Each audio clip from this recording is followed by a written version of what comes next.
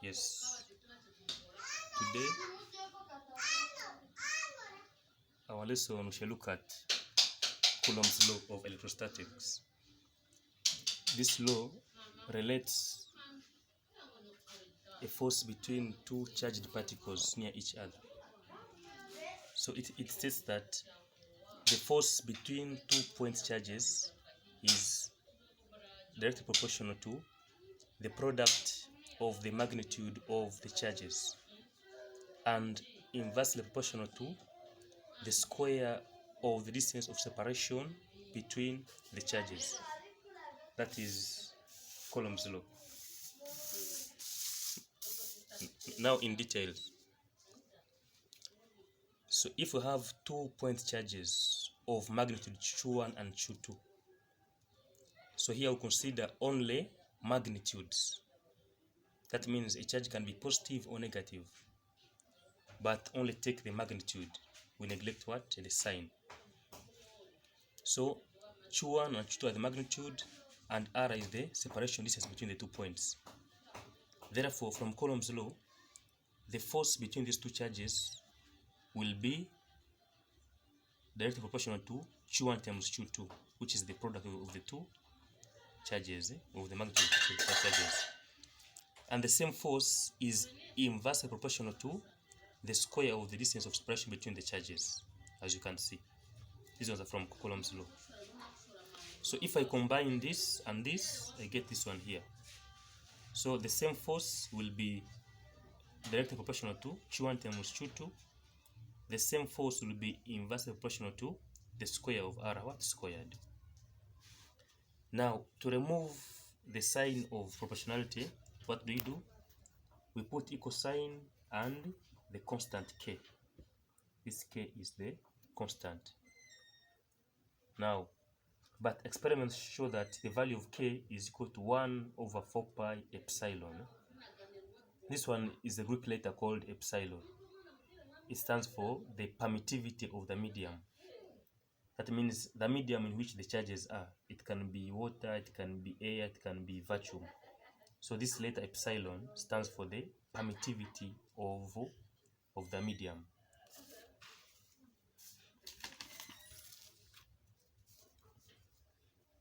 Now, that means now the force will be equal to Q1, Q2 over R squared, but that K is equal to 1 over 4 pi epsilon.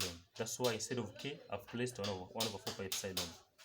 Now our force is equal to Q1, Q2 over 4 pi epsilon R squared. Now in some situation, if the charges are in vacuum or free space, so sometimes you approximate air to be free space. So if the medium is free space or vacuum or air, then this epsilon will be equal to epsilon naught. Put that small zero there. Epsilon naught, this one here, which is now the permittivity of vacuum or free space. If the medium is the vacuum, we use epsilon naught. Therefore, our equation becomes F is equal to Q1 times Q2 over 4 pi epsilon naught R squared. And the value of this epsilon naught is equal to 8 times 85 times 10 to the power negative 12 farads per meter. Therefore, this expression now, the value of K will be equal to 1 over 4 pi epsilon naught. This one is equal to 9 times 10 to the power 9 per farad meter. Yeah, that means when we shall be using this formula here, instead of writing 1 over 4 pi epsilon naught, we shall just write 9 times 10 to the power 9. It's the value of this constant, 1 over 4 pi epsilon. So when using this formula, we take the magnitude of the charges. So whether positive or negative, we just take the magnitude. Number 2, yeah, this R distance must be in meters. So you must convert it into what? Into meters. Number 3, the charges must be in coulombs, because the coulomb is the SI unit of what? Of charge. Therefore, if they give you charge in other units, like millicoulombs, so small m means millicoulombs, you must convert into coulombs by multiplying times 10 to the power negative 3. Then this is microcoulombs, you multiply by 10 to the power negative 6. Then small nc is nano coulombs. To convert into coulombs, multiply by 10 to the power negative 9. Then small p and capital C is pico coulombs. That is, we multiply by 10 to the power negative 12 coulombs. So you must know. So if you're given any units, either micro or nano, you must convert into coulombs by multiplying these prefixes. Also, since force is a vector, we must mention the magnitude and also the direction. Yeah, so if both charges are of the same sign, either positive or negative, that means the force will be repulsive. It will be force of repulsion.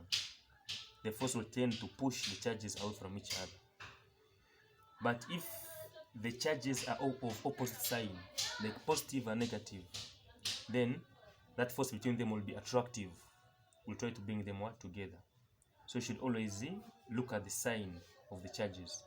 So at the end, you must mention the direction, whether will it be attractive or repulsive.